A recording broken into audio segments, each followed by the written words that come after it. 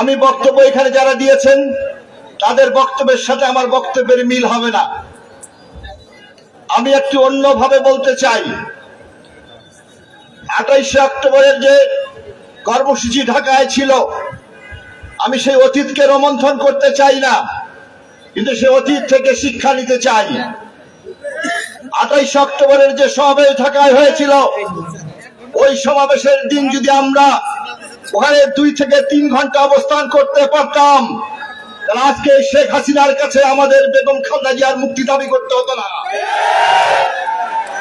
শেখ হাসিনার কাছে মুক্তি দাবি করার কোন অর্থ হয় না, কারণ শেখ হাসিনা আমাদের মুক্তি দেবেন না, আমাদের কথা শুনবেন না।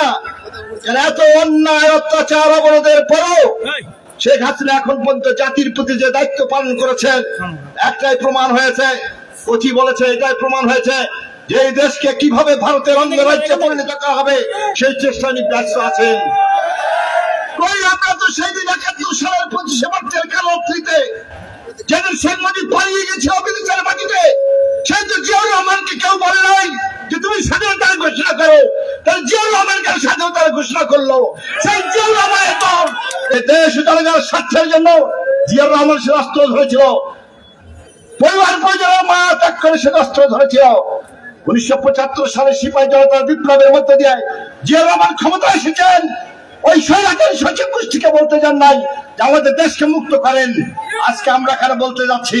কারণ আমি মনে করি জিয়াউর রহমানের মধ্যে যে সততা ছিল, জিয়াউর রহমানের মধ্যে যে দেশপ্রেম ছিল, জিয়াউর রহমানের মধ্যে যে নিষ্ঠা ছিল, জিয়াউর রহমানের মধ্যে যে ধর্মীয় অনুশাসন ছিল বা যে ধর্মের প্রতি যে মূল্যবোধ ছিল, সেটা আমাদের কাছে নাই, সেটা আমাদের মধ্যে নাই। যার জন্য আজকে আমাদের আল্লাহকে বিশ্বাস করে চলতে হবে। অনেক করেছি, অনেক আন্দোলন করেছি, আল্লাহ পাককে সন্তুষ্ট করতে না পারলে আমরা এই হাসিনা সরকারকে দূর করতে পারবো না। এই হাসিনা সরকারের ধ্বংস একমাত্র তিনিই করতে পারেন। আমরা মনে করি আমাদের যেটুকু করণীয় আমাদের সেটা করতে হবে আন্তরিক ভাবে। ওই 28শে অক্টোবরের মতো আর প্রোগ্রাম করতে চাই না, যে প্রোগ্রাম করলে আমরা নড়বো না, যে প্রোগ্রাম করে আমরা সরবো না, সেই প্রোগ্রাম করতে চাই।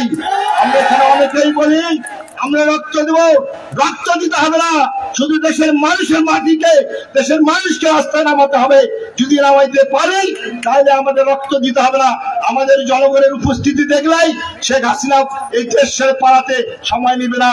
নাহলে শেখ হাসিনাকে দিয়ে সারাইতে না পারি, তাহলে যে ওই উত্তর গগনে যে কালো মেঘ দেখতে পাচ্ছি, সেই কালো মেঘ কিন্তু আগামী দিনে আমাদেরকে জয় হিন্দ বলিয়ে ছাড়বে। সুতরাং সময় আছে এখনো, আর মিথ্যা নয়, আর ওই ফেসবুকের মধ্যে আবদ্ধ থেকে নাই। জনগণের কাতারে মিশে এই শেখ হাসিনার পতন না ঘটানো পর্যন্ত আপনি বাংলাকে মুক্ত করতে পারবেন না। তাই আহ্বান জানাই আপনাদেরকে, আসুন সত্য নিষ্ঠার পথে আল্লাহকে হাজির নাজির জেনে আগামী দিনের যে কোনো আন্দোলনে আমরা নিজেদের রক্ত দিয়ে হলেও আমরা সেই আন্দোলনকে সফল করব। এই হোক আমাদের শপথ। আল্লাহ পাক আমাদের সহায় থাকুন।